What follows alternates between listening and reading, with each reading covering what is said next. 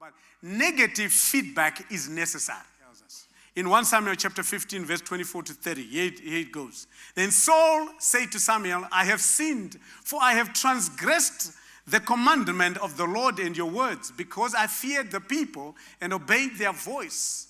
Now therefore, please pardon my sin and return with me that I may worship the Lord. What does he say? I feared the people. In other words, he wasn't afraid that people will kill him. Because he was the most powerful man. What did he fear the people for? He feared negative feedback from the people. That's what he was afraid of.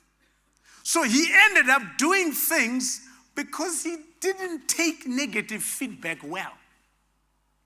So he didn't do the right thing. So in terms of our internal transformation and change, when you begin to fear people, it means you're working on a false platform. And you are not likely to change. That's why many people will remain the same. It is because of what they're desiring to hear from people, and they never have to change. And we have also learned to give them what they want to hear. So status quo prevails. But Samuel said to Saul, I will not return with you, for you have rejected the word of the Lord, and the Lord has rejected you from being king over Israel. Now guess who wasn't afraid to give the correct feedback? Samuel. Which is where you as a child of God, you must be able to give the truth in love. The negative feedback is necessary.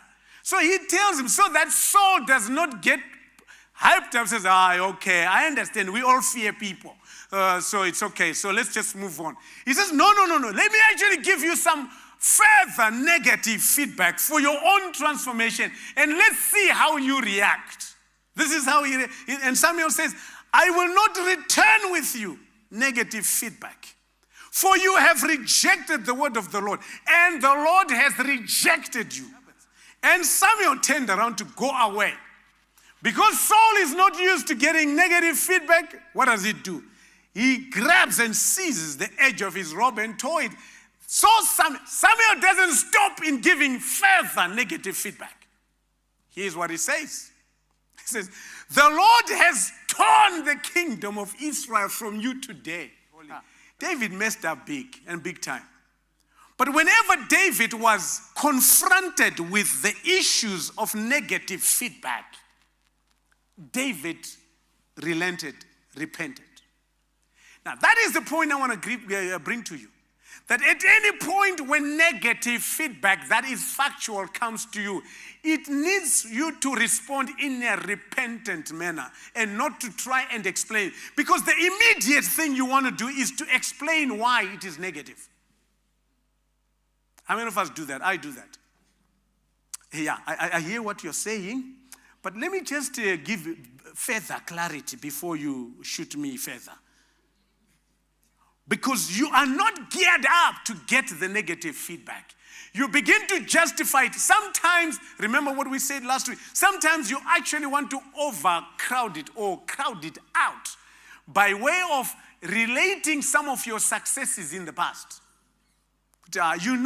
This happens, but you don't forget what I have been all along. Like Saul says. Saul was more consumed about, you have no idea, I've defeated these Amalekites. So the issue is that people only have two problems dealing with negative feedback. Number one is that they don't want to hear it from us. So we don't want to hear feedback. Number two is that people don't want to give the negative feedback. So we have a society by nature. The fallen nature continues to tell you that I don't want to hear any negative feedback. And I also don't want to say anything that is negative. Because you believe that if you are the one who is always saying something negative, it means that everyone else is going to say negative things to you. So because you can't take negative feedback, you also can't give negative feedback. And therefore, change doesn't happen. In fact, when change happens, you become a victim of change. Because if you were listening to negative feedback, you'll become a victor of change. But Jesus, in Matthew chapter 11, verse 18 to 19, says, "For John came neither eating nor drinking, and they say he has a demon. The Son of Man came eating and drinking, and they say, look, a glutton, a wine bibber, a friend of the tax collectors and sinners." But his inner core said, "You are John the Baptist." Hey, tick. You are the greatest. Now, you've brought your report. Because in those days, there was no reports to Jesus. They would just give the verbal report. These days, we get reports. So the reporting, okay, it has come to your doorstep. Now it says, okay, you who has compiled the report, who do you say I am?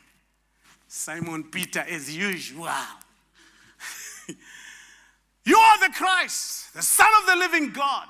Jesus answered and said to him, "Blessed are you, Simon Bar-Jonah, for flesh and blood has not revealed this to you, but my Father who is in heaven." He knew that statement that Simon Peter said could never have come from Simon Peter himself. He says, "This has been revealed to you by my Father in heaven." So you're correct, but your own way of thinking, your own personal report was not this one. It was not this one. You are going to give me another glorified report because you want to preserve your place in the inner circle. That's why we don't change. That's why we don't develop. That's why we don't move on. Because we try and surround ourselves with people that would tell us the things that sustain their selfishness or that sustain your own personal selfishness. We don't change. And Jesus said, the test for what people say about me, he says, but wisdom is justified by her children. So in all these things, whether they think I'm a drunkard, whether they think I'm a friend of sinners, whatever they think, it is the fruit at the end that they must see. So you can write whatever report you want. I'm not interested. Let's see the fruit out there. Let's see the nature of the children out there. If you think that I am this, let's see the equation. Does it marry? Does it match?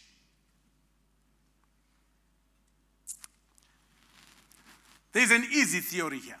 But people's identity is often so closely connected to what they do, and that it is naive to assume that they will not take negative feedback personally. My psyche is not used to negative feedback. You have to make a conscious effort to want it. Not for any reason that is kind of bad, but for the reason of your own personal transformation and change. You've got to find ways, in some cases actually override the report writers and go to where the impact was supposed to be felt. Talk to them. If it was something you're doing to your relatives, your grandmother, your mother, your mother-in-law, your father-in-law, go find ways, not somebody giving you a report how your father-in-law or mother-in-law is appreciating or not appreciating. Find a way of a direct response. Basically, we accept feedback that is consistent with our self-image. We only accept feedback that is consistent with our self-image if we have told ourselves that we are this type of person, if we have been told by our inner circle that we are this type of person. That is the only feedback we readily take. Anything that is outside there, you actually just can it and you say, look, this is from the devil, this is from the enemy. But yes, Jesus was very clear that he knew what they were saying about him out there. But he also knew what they were saying in the inner circle for very selfish reasons. So we only accept feedback that is consistent with our self-image and reject feedback that is inconsistent.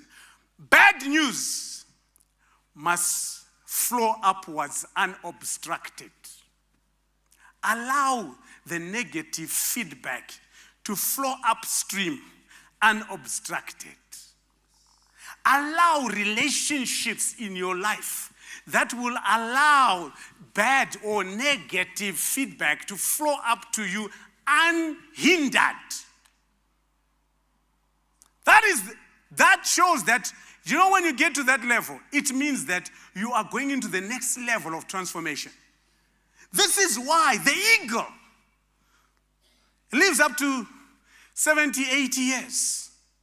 So in its first 40 years, when it realizes that its beak is no longer effective, its talons are not longer, its feathers are now hindering the smoothness of it, realizes itself because there is a bad feedback or there is a negative feedback that is coming up to it. So it goes on to the crest somewhere in the mountain. It begins to hit its beak against the rock so that the beak falls off so that a new beak will be able to grow.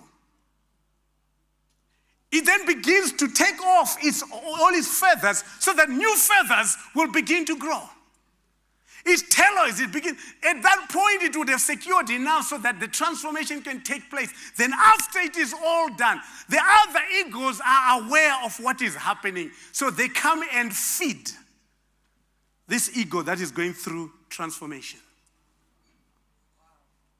That happens. That's a fact. And then after it is all done, guess what happens? It is ready to take. It waits for a storm. It doesn't wait for a nice sunny day. It waits for a storm to come. It spreads its new wings. It takes off.